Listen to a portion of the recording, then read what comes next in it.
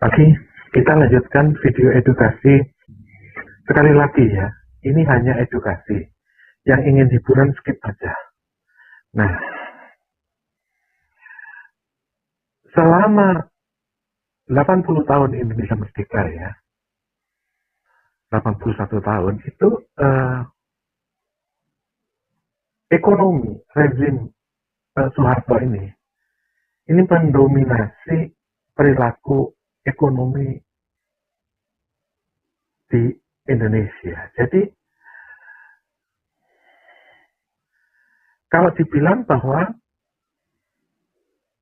oligarki di Indonesia itu memiliki kiblat ya, memiliki kepastian. Kiblat itu pasti gitu loh. Kalau kamu ke barat itu kamu ketemu Mekah gitu. Itu kalau dalam agama ya. Enggak, ini kita ngomong kiblatnya ekonomi.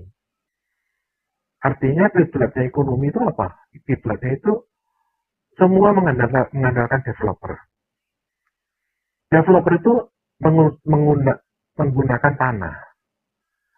Orang berpikir bahwa setiap orang butuh rumah, setiap orang butuh tanah, dan setiap orang berebutan lokasi itu. Maka mereka berebutan di Kelapa Gading, mereka berebutan di Pondok Indah, dan sebagainya. Nah, naiknya harga properti itu karena diserbu oleh pembeli. Oleh karena itu,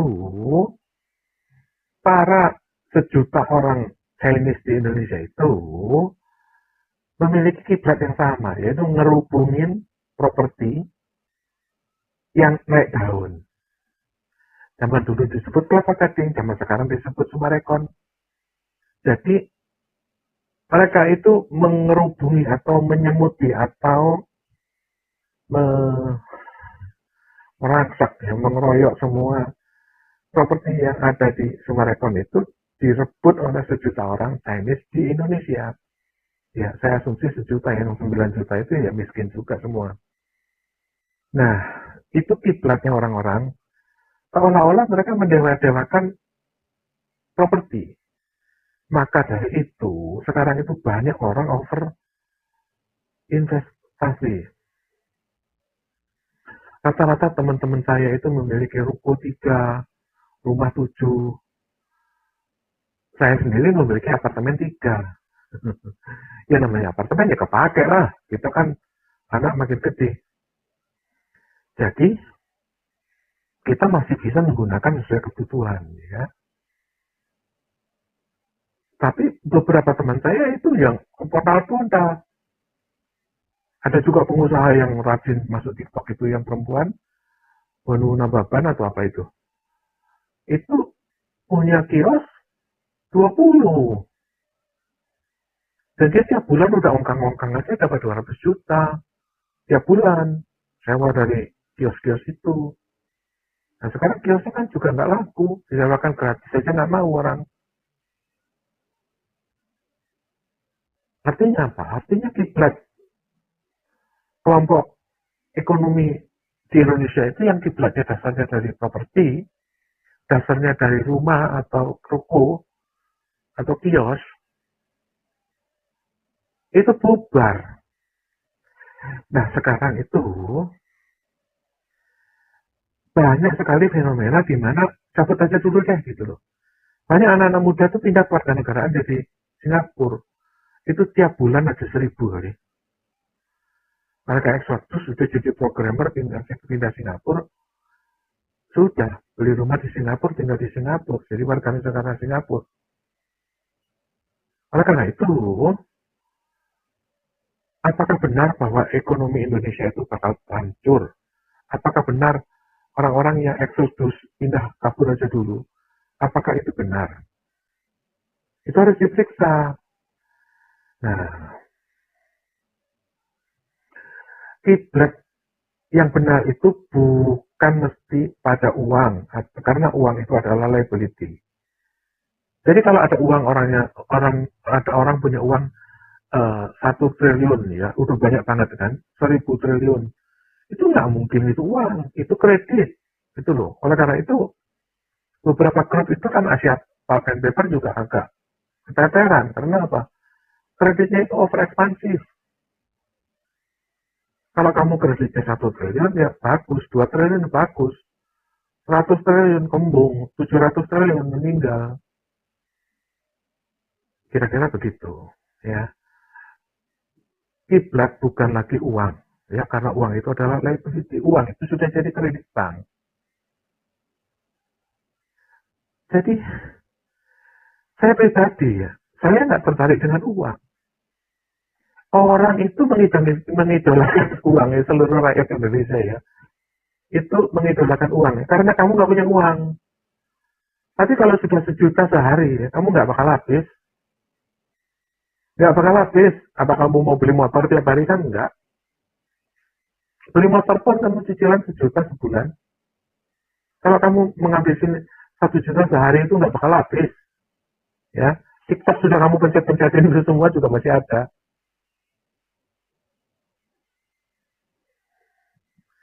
Oleh karena itu, kiblat bukan lagi uang. Karena uang itu adalah liability. Jadi, Pak Bos ini ngomong apa toh? Uang orang itu semua butuh uang. Saya ngerti Anda butuh uang. Tapi bukan uang yang 700 triliun.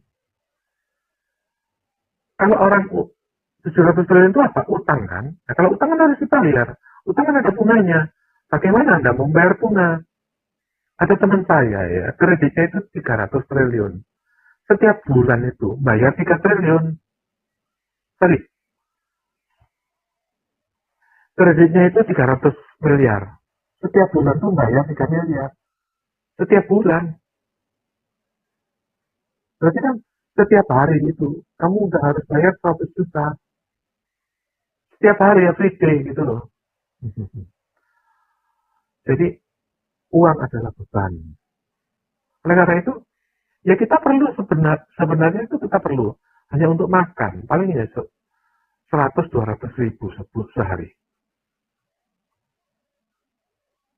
Itu gaya hidup yang sehat gitu loh. Oleh karena itu, kita harus berpikir, dalam kondisi kiblatnya bubar ini, orang yang punya properti gemeter, orang yang punya ruko 7 malah klenger, orang yang punya kios 20 malah blenger, pengusaha yang kreditnya 700 triliun udah keblinger, mereka lebih baik mati daripada hidup untuk menanggung beban utang ini.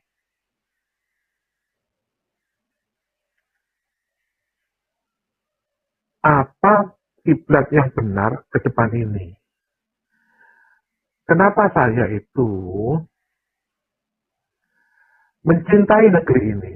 Artinya mencintai masyarakat ini. Ya, mayoritas 90% adalah pribumi. Saya mencintai pribumi Republik ini, tanah air kita ini. Kenapa? Saya ada cerita menarik ini. Ya, saya survei kepada 10 jenderal. Dalam jumlah tak terbatas, dalam jumlah besar. Uang dalam jumlah besar atau senjata dalam jumlah besar. Mana yang menang? 9 dari 10 jenderal menjawab uang yang menang. Karena uang membeli senjata, senjata butuh uang.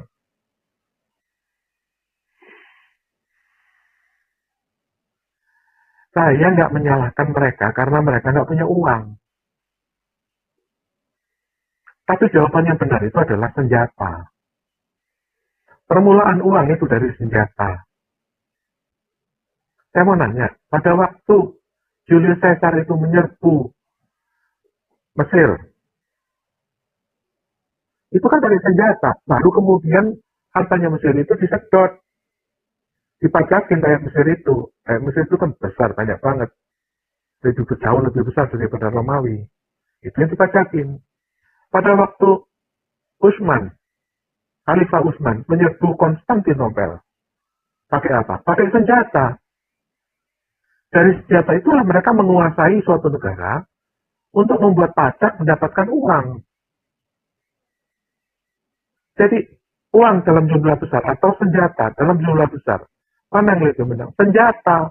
Sejarah membuktikan Khalifah Utsman, Julius Caesar itu pakai senjata.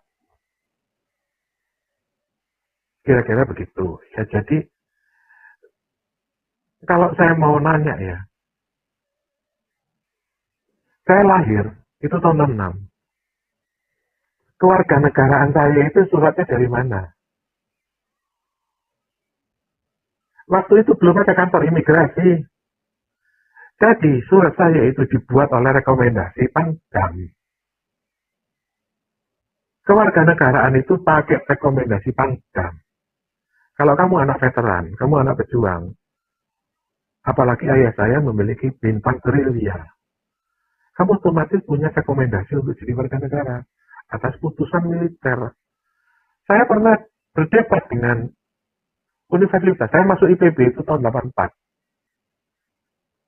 Kamu warga negara? Iya, mana suratnya? Ini Pak. Loh, ini kok ada dua?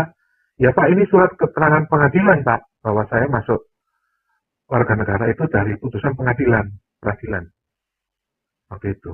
Yang satu lagi itu kan rekomendasi dari Pangdam. Terus kata dia, Dek, gitu. Kamu tuh nggak ngerti surat, Dek. Surat keputusan pengadilan itu dasarnya dari surat TNI. Jadi surat TNI lebih awal itulah yang menjadi dasar kamu di pengadilan itu memutuskan bahwa kamu itu punya kewarganegaraan. Artinya apa? Tahun 45, tahun 60 itu semua militer, Pak. Orang jadi warga negara pakai rekomendasi militer. Surat tanah itu dulu nggak ada dirjen agraria. Jadi surat tanah itu yang buat adalah militer. Nah dulu si Putra itu dapat tanah dari Pondok Indah, dari tanah dari Sentul, Bintaro, Jonggol. Itu dari mana? Hanya dari surat keputusan Pangdam militer. Dia dapat pembagian dari Angkatan Darat. Jadi surat kewarganegaraan diatur oleh Angkatan Darat. Surat tanah HGU dari Angkatan Darat. Jadi zaman dulu itu nggak ada Pak yang namanya Dirjen Agraria, Dirjen Imigrasi itu nggak ada. Itu loh. Ini sejarahnya. Oleh karena itu, sekarang ini acak-acakan, surat tanah itu mati, HGU itu mati, orang nggak bisa lagi mengharapkan properti itu berkembang. Kalau properti itu mau berkembang, dia harus belanja tanah. Dia belanja tanah, butuh HGB, HGU. HGU-nya mati. Kalau HGU-nya mati, otomatis nggak bisa dapat kredit bank. Kalau nggak dapat kredit bank, developer nggak bisa belanja tanah. Kalau developer nggak belanja tanah, nggak terjadi ekspansi, orang juga nggak berkembang. Orang nggak bisa jual beli ruko lagi karena nggak naik harganya, karena nggak berkembang. Karena developer HGU-nya mati. Oleh karena itu, yang langkah pertama adalah kembali ke laptop. TNI itu harus membagi-bagikan HGU itu kepada oligarki. Tapi dulu itu oligarkinya miskin, sekarang oligarkinya kaya raya, sehingga pembagian HGU itu diberikan tarif. Itu adalah cara yang sudah sejak 300 tahun yang lalu. Disebut kultur stelsel. Jawa Steker itu orang Belanda datang jadi residen di Pandeglang. Dia itu menyewa HGU tanah seluruh Banten. Dibuat kebun karet. Dia membayar HGU itu. Nah, itu sudah berjalan 300 tahun. Jadi, masa depan itu Anda kalau mengerti adalah dari sejarah. Oleh karena itu, satu pedoman Anda ya, sebelum Anda berpikir untuk menutup bisnis Anda atau menutup usaha Anda karena kredit banknya kurang jaminannya. Beberapa teman itu menyikat tanah-tanah kelenteng. Karena kelenteng itu ada SHM-nya tapi nggak ada bisnisnya. Nah, banyak bisnismen itu ada bisnisnya tapi nggak punya sertifikatnya. Artinya butuh jaminan yang sampai 10 hektar, 100 hektar gitu. Itu nggak ada surat tanahnya. Oleh karena itu, surat tanah kelenteng itu sekarang dibuat jaminan bank. termasuk oleh kapal api. Sebelum Anda menutup usaha Anda, sebelum Anda pamit, ya, sebelum Anda meninggal merana melihat usaha Anda jatuh dan Anda nggak bisa lagi kredit bank, gigit jari sambil mewek, sebelum Anda pindah ke warga negaraan karena Anda menganggap di sini nggak ada lowongan,